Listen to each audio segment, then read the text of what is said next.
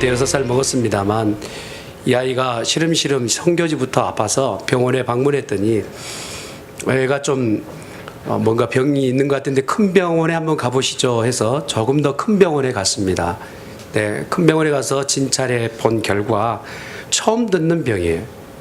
기립형 저혈압이라는 그러한 병을 얻게 됐어요. 그래서 그 내용으로 계속 치료를 했는데도 불구하고 치료의 방법 그리고 결과가 나오지 않아서 이 선교사님이 참 애썼습니다. 더 큰 병원에 갔더니 이번에는 더 놀라운 소식을 말하는 백혈병이라고 얘기하는 거예요. 그래서 이거 백혈병이면 이렇게 했으면 좋겠다. 가이드 주신 대로 치료하고 계속 진행했는데 얘가 좋아질 기미가 안 보이는 겁니다. 마음은 타들어가고 가슴 참 아픈 자녀의 얼굴을 바라볼 때 부모의 마음은 어떻겠습니까? 그렇게 힘겹게 진행하시다가 한국에 가서 얻게 된 최종적 병명은 림프종 혈액암이었어요. 그 아들이 날마다 하루 죽어가는 그런 장면을 바라볼 때 아빠의 마음은 기도의 동역자인 저희들에게 글을 서신을 볼 때마다 같이 울고 같이 마음 아파하고 같이 기도하고 그랬습니다. 근데 이 아이가 이제 치료받으려면 머리에다가 튜브를 넣어서 암세포를 잡아 죽여야 되는 그런 참 어려운 수술 과정을 잘 견뎌내는 그러한 장면을 계속 소개하는 것을 보았어요. 근데 심각한 것은 면역 체계가 다 없어졌기 때문에 무너졌기 때문에 면역 체계 자체가 제로라는 거예요. 계속적으로 이제 항생제를 투여하다 보니까 항생제를 받지 않은 면역 체계가 몸 안에서 생겨서 더 악종이 되는 날마다 전달되는 소식을 들을 때마다 오히려 실망이 되고 어떻게 해야 됩니까 하는 하나님 앞에 기도가 더 간절해지더라고요. 몸 안에는 백혈구가 전혀 없는 상태가 되어서 악성 백혈구가 판을 치고 이 일을 어떻게 합니까 하면서 그렇게 기도하시다가 선교사님이 문구 하나를 보내셨는데 그게 참 마음 아프더라고요.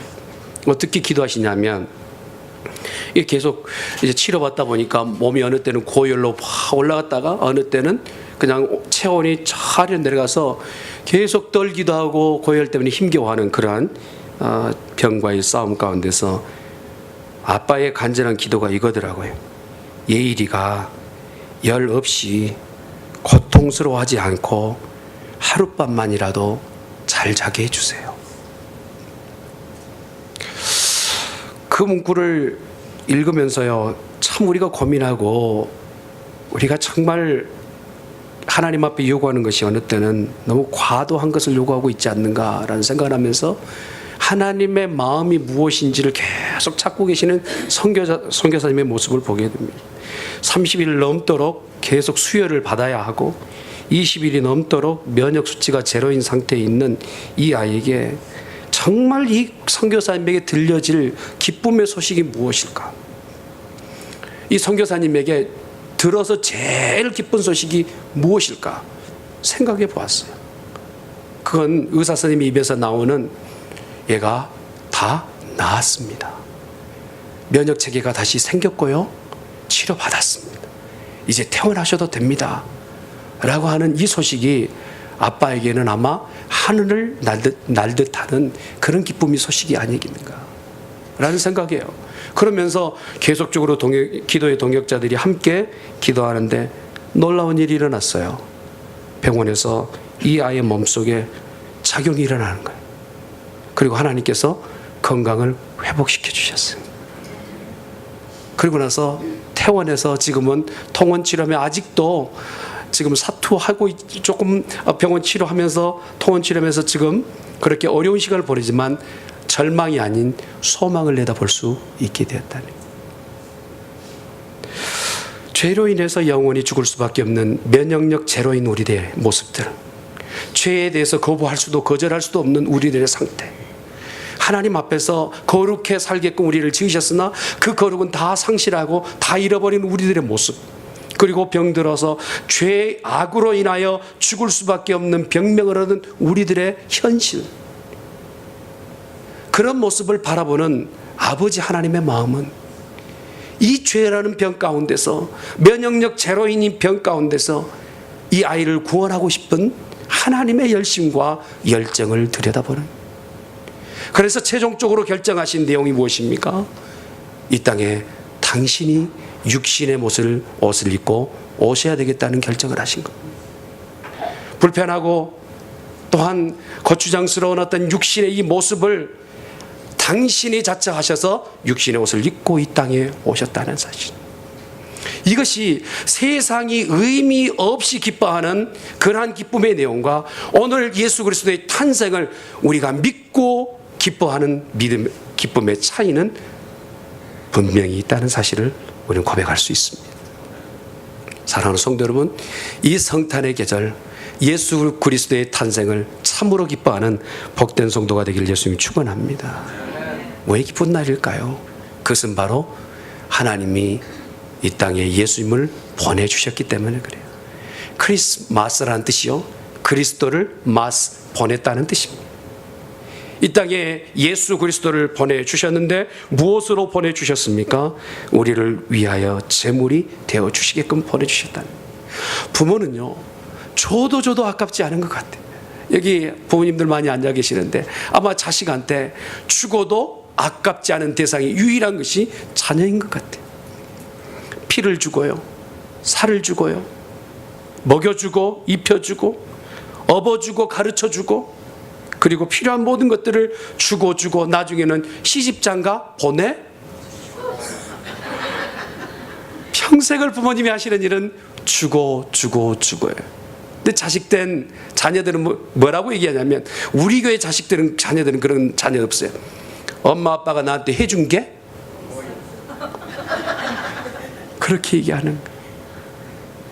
부모는 자식을 위해서 피부터 살부터 다 나눠주고 공급하여 여기까지 키워주어 자녀가 장성하게끔 해주었는데, 자녀는 부모를 바라볼 때 엄마 아빠가 내게 해준 것 무엇이냐라고 묻는다는 거예요. 그런데요, 누구의 모습이냐면 바로 우리들의 모습이라는 거예요. 하나님께서 우리를 위하여 당신이 피를 흘리시고 살을 지키시고 영원한 생명을 얻기 위한 천국에 들어갈 수 있는 관문을 위해서 예수 그리스도를 우리 가운데 보내주셨다라는 사실, 이것이 우리에게 참으로 기쁨이 되어야 될 줄 믿습니다. 아멘. 그래서요, 내게 없는 것을 세며 그것만을 바라보는 것이 아니라 내게 주신 것을 기뻐하고 하나님 앞에 찬양하는 성탄의 계절이 될 수 있기를 예수님으로 축원합니다. 또한 왜 우리가 기쁠까 보니까요, 받아서 기뻐요. 여러분, 선물이라는 거요, 주는 사람도 기쁘지만 받으면 더 기뻐요. 이 성탄의 계절에 작은 선물이라도 서로 나눌 수 있기를 예수님으로 축원합니다. 반응이 별로 안 좋아요. 받을 때 하나님께서 아들을 주셨어요. 그 아들을 왜 주셨느냐면 우리가 받아 영원한 생명을 얻게끔 주셨단 말이에요. 그러나 세상은 예수 그리스도를 받기는커녕 오히려 배역하고 반역하며 십자가의 그를 못 박았다는 사실, 이것을 가지고도 우리는 죄 없다라고 말하고 있는데 주님께서는 우리에게 예수 그리스도만이 유일한 소망이라 말씀해 주고 계십니다. 이 성탄의 계절에 예수님을 내 마음에 깊이 받아들이실 수 있기를 주님의 이름으로 축원합니다. 사람은요, 언젠가는 늙어 죽지 않습니까? 근데 누구라도 이 죽음이라는 것을 좀 예외가 됐으면 좋겠다라고 말하지만 그건 우리의 바람일 뿐이지, 죽음은 우리 모두를 위해서 잘 준비되어 있어요. 근데 죽을 때 어떻게 죽어야 되느냐, 참 우스갯소리, 장례식장에서 새 구의 시신이 들어왔는데 셋 다 웃고 들어온 거예요. 시신이 웃고 들어온 거 쉽지 않지 않습니까? 너무 놀라서 첫 번째 시신이 왜 웃고 있는가 물었더니 옆에 있는 유족들이요, 그래도 유족들도 마음이 위로가 되는 거예요.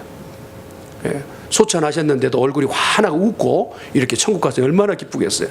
근데 첫 번째 세상을 뜨신 분이 로또에 당첨돼가지고 너무 놀래서 심장마비로 죽었다는 거예요. 둘째 분을 보니까 왜 죽었는가 했더니 아들이 대학의 삼수에 서울대학교 합격했다는 거예요. 세 번째 사람은 더 기가 막힌 게 웃고 있는데 더 활짝 웃고 있어요. 그래서 왜 웃는가 했더니 벼락 맞아 죽었다는 거예요. 그런데 왜요? 벼락 칠 때 천둥벼락 치니까 사진 찍는 줄 알고 씩 웃다가 죽었다는 거예요. 여러분, 진정한 기쁨, 진정한 웃음은요, 세상 사람들이 지금 하고 있는 이 모습 같아요. 벚꽃 맞아 좋아 웃고, 그리고 내 아들이, 내 자녀가 무엇이 잘 돼서 웃고, 그냥 다른 사람들이 웃고 있기 때문에 관례적으로 그냥 웃는 웃음, 그 기쁨으로 한계가 지어져 있어요. 그러나 우리가 갖는 이 기쁨은요, 세상이 가질 수 없는 놀라운 기쁨을 갖고 있다는 거예요. 할렐루야. 이 기쁨은 왜 우리에게 기쁨이냐? 세상에 많은 사람들은 소식을 듣기를 원하지 않습니까? 그러나 모든 소식들 가운데는 두 가지 의미가 있어요. 하나는요, 큰 소식이지만 좋지 않는 소식이 있든지, 큰 뉴스이긴 하지만 내게는 기쁨이 되지 않든지, 아니면 작은 소식이지만 내게는 큰 기쁨이 되든지, 양당 간에 결국 크면서 좋은 소식은 쉽지 않아요. 예를 들자면 일제치하에 있었던 우리들이 1945년 8월 15일 날 해방됐을 때 우리 모두는 뛸 듯이 기뻤어요. 너무 좋았어요. 저는 그때 안 살았지만 그래도 좋았을 것 같아요. 우리 어머니 세대들은 그렇지 않습니까? 너무 좋았어요. 그러나 좋아하지 않았던 사람들이 있었을 것 같아요. 아마 일본 사람들은 정말 싫어했을 것 같아요. 그런데 이 모든 소식 가운데서 온 천지가 기뻐할 큰 기쁨의 좋은 소식 우리에게 주셨다는데, 그 소식이 바로 예수 그리스도의 탄생의 소식이란 말이에요. 할렐루야. 누구도 거부하지 않고 거절하지 않는 이 탄생, 성탄절은 누구에게도 기쁨이 되더라는 것입니다. 왜 그럴까요? 그것은 바로 하나님께서 직접 보내신 소식이기 때문에 그래요. 하나님께서 당신이 이제껏 말씀하셨던 그 말씀대로 이 땅에 육신이 되어 오신 예수 그리스도, 그래서 그 소식은 듣는 믿는 우리 모두에게 큰 기쁨이 되는 줄 믿습니다. 만약에 사람들과 다른 신들의 말하였던 그것이었다면 우리들의 기쁨이 이렇게 크지는 않을 거예요. 그러나 하나님께서 미리 말씀하셨던 그 말씀대로 이 땅에 육신으로 예수님이 오셨으니 우리에게 큰 기쁨이 되는 줄 믿습니다. 또한 예수님이 우리에게 큰 기쁨이 되는 것은 당신이 그 소식의 주인공이었다는 거예요. 여러분, 누군가 보냈는데 다른 사람을 보낸 게 아니라 그 사람이 직접 온다면 얼마나 좋겠어요. 제가 그 세상적 그 가수 중에서는, 남자 가수 중에 누구를 좋아하느냐면 나훈아 씨를 좋아한다고 제가 얘기 드렸어요. 나훈아 씨가 오늘 저희 교회에 예배 드리러 온다면 얼마나 제가 그분에게 복음을 증거하고 예수 믿으세요 할 때 제게는 큰 기쁨이 될 거예요. 직접 누가 온다는 것은 그런 의미. 예수는 이 땅 가운데 오신 하나님의 복음이십니다. 그 이름의 뜻이 이것입니다. 예수를 번역하면 자기 백성을 자기 죄에서 구원할 자이심이니라. 예수님이 이 땅에 오신 것은요, 세상 가운데 영광 받기 위하여 오신 것이 아니에요. 세상 사람들처럼 세상의 영광을 받기 위해 오신 것이 아니라 당신의 백성을 구원하시기로 오신 하나님의 복음체이신 줄 믿습니다. 그러므로 예수님 자신이 우리에게 기쁨이 된단 말입니다. 그 예수님이 오늘 탄생하시고 성탄절에 탄생하셨으니 큰 기쁨이 된 줄 믿습니다. 또한 이 예수님이 우리에게 큰 기쁨을 되신 건 뭡니까? 한 어느 부류에 지정되어 있는 대상자에게만 기쁨이 아니라 온 천지에 있는 모든 사람에게 기쁨이 된다고 성경은 얘기하고 있어요. 너희에게 라고 말씀하죠. 이 너희에게는 각 개인적으로의 기쁨을 말합니다. 나 자신이 예수님으로 인해서 만나는 이 큰 기쁨, 하나님께서 개별적으로 주신 복이라는 것입니다. 또한 다윗의 동네라고 말씀하십니다. 이것은 가정과 이웃이 함께 기뻐할 수 있는 복을 주셨다라는 거예요. 이 성탄의 계절에 여러분의 가정에 놀라운 기쁨이 넘치시길 바랍니다. 할렐루야. 성탄절 때 예전에는 그냥 조용히 지나갔다면 이번엔 하하호호 하면서 기쁨이 넘치시길 예수님 축원합니다. 온 백성의 기쁨의 소식, 이것은 바로 그 안에 내용이 있기 때문에 그렇습니다. 그냥 소식이 아니란 말입니다. 의미 없는 소식이 아니라 그 안에 진리가 들어있습니다. 이 땅에 많은 사람들이 길을 찾고 방법을 찾지만 찾지 못하고 인생을 마감질 때가 많아요. 내가 가고 있는 길이 옳은 길인지, 내가 인생을 살아가고 있는 일이 이것이 맞는지 질문을 하지만 답이 오지 않는 그런 인생을 살 때가 많아요. 그러나 주님이 우리에게 오신 것은 직접 우리에게 진리가 되시고 길이 되시고 방법이 되기 위해서 오신 줄 믿습니다. 예수님만 잘 믿어도 내 인생의 목적을 찾은 사람들이에요. 그러기 위해서 우리에게 오신 주님, 그분만이 우리에게 소망이 되십니다. 여러분, 이 땅에 사는 동안 만족하고 사는 사람들 그리 많지 않은 것 같아요. 믿는 우리에게 지금의 만족이 무엇 때문에 있을 수 있냐면 내일의 소망 때문에 오늘 만족할 수 있는. 제가 집이 없어도, 뭐가 없어도, 포도원에 포도가 없고 무화과 나무에 열매가 없고 뭐가 없어도 여호와만으로서 내가 만족한다는 하박국 선지자의 말처럼 미래에 내게 주실 하나님의 놀라운 복을 보니 현실이 만족되는 이 복, 이것을 위해서 우리 주님이 이 땅에 오신 줄 믿습니다. 할렐루야. 또한 우리에게 주신 것은 무엇입니까? 평화의 소식으로 오셨다는 것입니다. 예수님이 가신 곳곳마다 싸움하던 곳이 평화가 있게 돼요.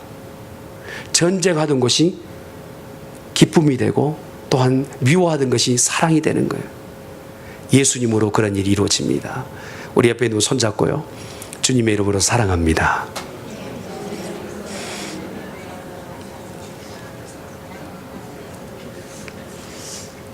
할렐루야. 우리 교회 이 평화로 똘똘 뭉치는 교회가 될 수 있길 예수님 축원합니다. 아멘. 또한 한 가지 더 말씀드리면 예수 그리스도로 인해서 우리가 영원히 멸망받지 않는다는 것입니다. 사람이 한 번은 죽어요. 그러나 두 번째 죽음은 예수 믿지 않고 죽는 죽음입니다. 그 죽음은 지옥에 들어가는 것이지요. 이 죽음을 모면할 인생이 아무도 없죠. 그러나 하나님께서 우리에게 주신 놀라운 소식은 예수를 믿기만 하면 살아서 믿는 자는 영원히 죽지 아니하리라 말씀해 주고 계시는 것입니다. 눈에 보이지 않는 하나님 믿는 거 쉽지 않아요. 손에 잡히지 않는 하나님을 경험한다는 거 쉽지 않습니다. 그러나 이 땅 가운데 눈에 보이게끔 가시적으로 우리 가운데 보내주신 분이 계시는데, 그리고 보냄을 받으신 분이 계시는데, 하나님이 보내시고 우리 눈앞에 보여진 예수 그리스도인 줄 믿습니다. 이를 믿는 자는 죽어도 살겠고 살아서 믿는 자는 영원히 죽지 아니하리라. 이것을 네가 믿느냐? 아멘. 그러므로 저와 여러분에게 이 주시는 이 말씀이 기쁨이 되시길 예수님 축원합니다. 예수님만 생각해도 얼굴에 이렇게 기쁨이 만연해야 돼. 할렐루야. 아멘. 말씀을 마무리 짓겠습니다. 사랑하는 성도 여러분, 예수님 이 땅에 오신 것은 우리 모두에게 기쁨이지만 더 큰 기쁨은 믿는 우리들에게 영원한 생명을 주시기란 하나님의 약속이 있기 때문에 그러한 줄 믿습니다. 이 믿음을 붙잡고 남은 인생 힘있게 사는 성도들 되길 예수님.